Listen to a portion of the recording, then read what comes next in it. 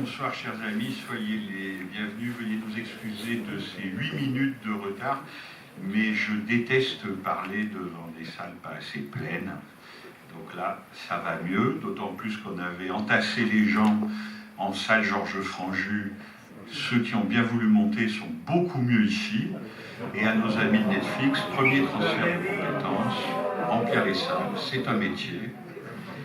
Les invités viennent parfois, pas souvent. Le public, le vrai, toujours. Voilà. Soyez les bienvenus. Cher Costa Gavras, président de la Cinémathèque française, quelques applaudissements, maintenant que j'ai dit du bien de vous. Donc soyez les bienvenus à la Cinémathèque, à l'ouverture de cette rétrospective consacrée à l'un des nouveaux acteurs du cinéma mondial et à sa production cinématographique, Netflix. 9 films jusqu'à lundi prochain pour 9 cinéastes, certains aussi connus et respectés que Paolo Sorrentino ce soir, évidemment Jane Campion, évidemment Adam McKay, mais aussi des découvertes des premiers films, comme par exemple les premiers films des comédiennes Rebecca Hall ou Maggie Gyllenhaal. Je ne les cite pas tous, vous les découvrirez dans le programme. Avec nos amis de Netflix, on a beaucoup rêvé à ce qu'il y ait beaucoup de comédiens, de comédiennes, de cinéastes, d'acteurs avec nous pendant cette semaine. Évidemment, je ne sais plus à combien on en est, on doit être à la 7e ou à la 8e vague, non? Donc ça a un peu rendu les choses un peu plus compliquées. Donc il y aura moins d'invités que prévu, mais il y aura des messages vidéo pour présenter leurs films. Et donc la fête aurait été évidemment encore plus belle et plus complète si tout le monde avait pu venir, mais ce sera pour l'année prochaine, ce qui est une façon de prendre date. Cette rétrospective de 9 films s'inscrit dans une relation qui a été nouée en fait à l'occasion de la diffusion et d'une partie de la production par Netflix d'un film posthume d'Orson Welles, excusez du peu, qu'on croyait inachevé et invisible pour l'éternité et qui s'appelle The Other Side of the Wind. Ce film d'Orson Welles, après avoir été présenté à la Mostra de Venise, a été présenté ici, dans cette salle Henri Langlois. Et ensuite, eh bien, nous avons montré, évidemment, tout naturellement, dans cette salle Henri Langlois, pleine de public, les 2 films de Martin Scorsese, The Irishman, et le documentaire sur la tournée de Bob Dylan, la Rolling Thunder Review, et puis le dernier film de David Fincher, Manque, par exemple, qui lui a été projeté par des moyens virtuels et numériques, ou encore celui d'Aaron Sorkin. Car il est peut-être temps de le rappeler, très calmement, très simplement, mais tout de même, notre boulot à la Cinémathèque française, c'est de montrer des films. C'est de montrer des films dans des salles pour un vrai public, vous en l'occurrence ce soir. C'est de montrer les films, tous les films. C'est de montrer les films des cinéastes et de tous les cinéastes et de ne pas choisir les films en fonction de leur provenance. Un film est un film et son écrin naturel et évident, c'est ce qui est derrière moi, dans cette belle salle Henri Langlois, c'est-à-dire un écran. Pour vous donner un exemple et pour vous donner une idée de ce qu'est cette maison, pour ceux qui ne la connaîtraient pas, mais beaucoup d'entre vous la connaissent, ce soir, c'est Netflix. Demain, ou après-demain, je ne sais plus, après-demain, jeudi, ça sera un cinéaste argentin qui s'appelle Hugo Santiago. Vous n'êtes sûrement pas très nombreux à le connaître, et je ne vous en veux pas, nous le faisons pour vous, et nous allons lui consacrer une rétrospective intégrale. Donc vous voyez, la Cinémathèque, c'est ça. C'est qu'on peut rendre un jour un hommage mérité à l'un des nouveaux acteurs du cinéma mondial, comme Netflix, et puis 2 jours plus tard, un cinéaste un peu d'avant-garde, un peu méconnu, un peu radical, et un peu trop oublié, comme Hugo Santiago. C'est notre métier, car notre souci, c'est le film, c'est les films, et en fait, c'est le cinéma lui-même. C'est-à-dire que nous ne sommes pas le reflet d'une profession, nous ne sommes pas le reflet d'une corporation. Henri Langlois a créé la Cinémathèque française pour s'occuper du cinéma et pour en faire en sorte que le cinéma soit toujours montré et ne disparaisse jamais. Or, en France, depuis 1895, depuis le Père Lumière et ses deux fils, ce qu'ont inventé les Français, c'est ce que nous allons faire ce soir, ensemble une fois de plus, c'est-à-dire la projection collective.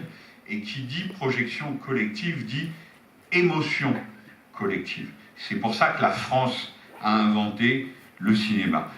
Et donc, évidemment, il nous paraît toujours un peu étrange qu'on nous reproche de faire notre métier et notre devoir, c'est-à-dire projeter les films, d'où qu'ils viennent, et vous en êtes les témoins ce soir. Depuis 1895, le cinéma n'a pas cessé de se métamorphoser, n'a pas cessé de changer, n'a pas cessé, dans un monde audiovisuel, de lutter pour sa propre survie. Ça, c'est vrai. Et c'est vrai que la période actuelle, après la pandémie ou entre deux vagues, est lourde d'incertitudes, de menaces, mais justement, c'est justement en ces temps d'incertitude et de menaces qu'il est encore plus important de montrer les films face à un public, c'est-à-dire de donner les films à voir sur un grand écran, dans la projection et dans l'émotion collective à un public. C'est le pari que nous essayons de continuer à tenir à la Cinémathèque française, et c'est le pari que nous faisons en accueillant de nouveaux acteurs, de nouveaux partenaires, de nouveaux amis, à savoir Netflix, en se disant, mais tout de même, finalement, si on raisonne un peu froidement 30 secondes, faut-il vraiment reprocher à des gens de produire les films de Martin Scorsese ou Jane Campion?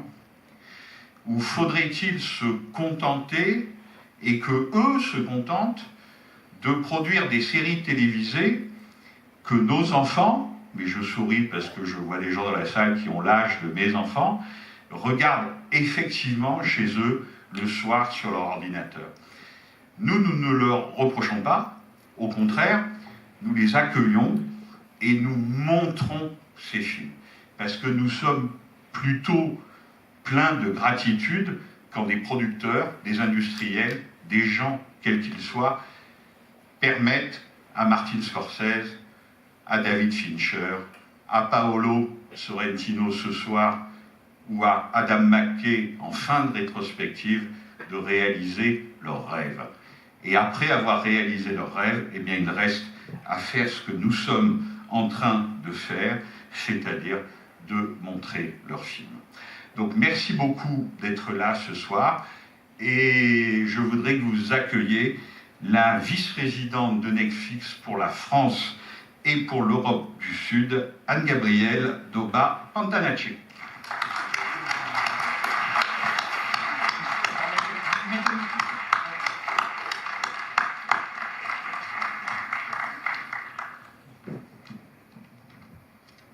Merci infiniment Frédéric pour cet accueil chaleureux. Bonsoir à tous. Je baisse un peu le micro, je suis moins grande. Donc je suis très heureuse de représenter Netflix France ce soir, et je vais profiter de ces quelques mots pour vous raconter la jeunesse de ce projet, parce que c'est important de rappeler comment il est né. Donc cette rétrospective est une première. C'est un projet qui a été pensé en France par des équipes françaises, parce que le bureau de Netflix en France est composé de nombreux cinéphiles, de nombreux passionnés de cinéma. Nous sommes 85 collaborateurs maintenant, et pour nous, il est important de faire découvrir les films, il est important de partager avec le plus grand nombre les belles histoires, ce que l'on considère de belles histoires, car c'est encore la meilleure façon de nourrir l'altérité. Alors l'équipe, et une grande partie est ici ce soir, s'est attachée à faire une sélection des films coup de cœur de l'année 2021. La plupart sont déjà sortis, et au cours de cette rétrospective, cette semaine, vous aurez l'occasion, pour ceux qui reviendront, de découvrir quelques avant-premières. Alors Frédéric l'a en effet indiqué, certains films sont portés par des réalisateurs déjà bien connu, très établi, reconnu. Paolo Sorrentino, qui ouvre cette rétrospective ce soir, a d'ailleurs reçu le prix du grand jury, le grand prix du jury à Venise en septembre dernier pour La main de Dieu. Jane Campion, que vous allez aussi découvrir pour ceux, j'espère, qui reviendront, découvriront The Power of the Dog. Elle a pu avoir le Lion d'argent à Venise également, ou Sam Levinson pour Malcolm et Marie. Mais il est important également pour nous de mettre à l'honneur des jeunes réalisateurs, des auteurs qui passent pour la première fois devant la caméra et qui sont bourrés de talent. Ils ont d'ailleurs déjà fait une entrée remarquée dans les festivals. Donc c'est l'occasion de découvrir notamment Maggie Gyllenhaal pour The Lost Daughter, Rebecca Hall pour l'excellent Clair Obscur, ou encore James Samuel pour The Harder They Fall, ce film, ce western revisité que j'invite aussi tout le monde très fort à découvrir. Alors ce soir, il ne me reste plus qu'à vraiment remercier à nouveau chaleureusement la Cinémathèque pour nous accueillir, pour donner à voir et à revoir ces films de grande qualité. On ouvre la rétrospective avec La main de Dieu. Nous clôturerons avec une comédie satirique que je recommande vivement d'Adam McKay qui s'intitule Don't Look Up, avec une formidable brochette de talents, Jennifer Lawrence, Meryl Streep ou Leonardo DiCaprio pour ne citer que. Et nous remercions également nos amis de l'Institut Lumière à Lyon qui soutiennent également cette rétrospective. Et également vous tous qui êtes venus ce soir, qui avez bravé le froid et l'humidité pour l'amour du cinéma. Et merci encore. Et je vous souhaite une merveilleuse soirée en compagnie des acteurs qui ne sont pas là physiquement, mais que vous allez retrouver de La main de Dieu et surtout sous le soleil de Naples. Merci encore et bonne soirée. Merci beaucoup, Anne Gabriel. Vous avez compris qu'il va être question de Maradona et de Naples. Je ne vous en dirai pas plus avec un titre pareil. Ce qui est rigolo, c'est que la dernière fois que Paolo Sorrentino était venu à la Cinémathèque, c'était pour une série. Il n'est pas là ce soir, hélas, mais il a enregistré un court message vidéo, donc je lui laisse la parole. Bonne projection.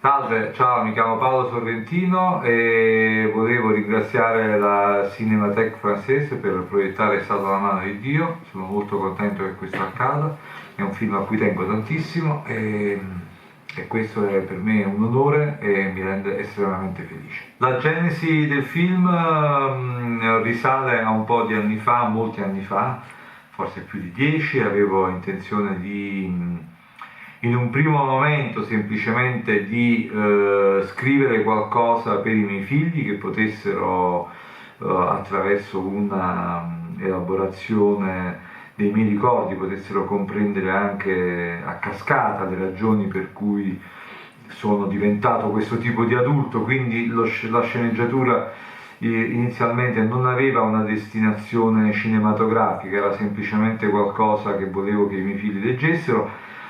Però questo invece ha preso pian pianino una forma di assillo, come spesso accade, o di ossessione se la si vuol chiamare così, per cui è diventato sempre più reale, è diventato un film. Il momento in cui ho deciso di fare questo film è venuto pian pianino. La consapevolezza che il film potesse avere una sua forma cinematografica compiuta e potessi trovare un equilibrio per questo film mi è venuto sicuramente dalla visione di Roma di Cuarón, che è un film profondamente autobiografico dove c'è una equilibratissima forma di racconto che evita la retorica, che evita l'indulgenza, evita insomma le trappole tipiche dell'autobiografismo, quindi diciamo che quel film mi ha fornito le chiavi per mettere in scena il mio film, sì. Il film si intitola La mano di Dio perché è stata la mano di Dio perché è una frase celeberrima, bellissima tra l'altro, di Maradona, che si adatta perfettamente al racconto del film. Maradona per me ha rappresentato molte cose, ha rappresentato insieme al cinema la possibilità di trovare delle vie di fuga dalla realtà, ha rappresentato una specie di... ha rappresentato anche il mio primo contatto ravvicinato con lo spettacolo. Credevo che fosse uno sport, ma invece poi ho scoperto che la grandezza di Maradona in un rettangolo di gioco verde era qualcosa che corrispondeva allo spettacolo e corrispondeva all'arte. È stato il mio primo contatto prima del cinema con lo spettacolo e con l'arte. In conclusione dico buona visione, spero che il film vi piaccia e che susciti quelle emozioni semplici che volevo suscitare di divertimento e di commozione. Buona visione.